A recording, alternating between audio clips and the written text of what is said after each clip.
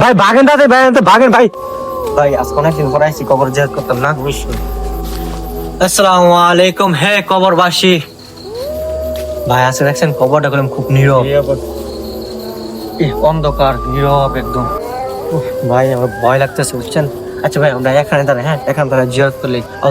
বিসমিল্লাহির রহমানির রহিম।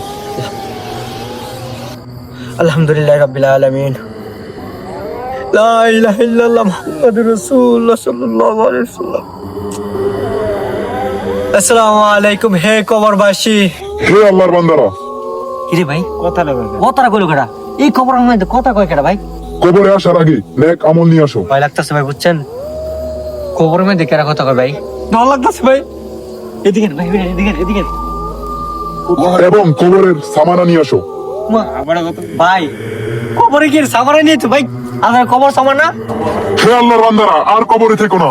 আজান দিছে, নামাজ পড়তে যা, কবরে আর থাকিস না। ভাই ভাগেন দাদা, ভাই ভাগেন ভাই, ভাই ভাগেন।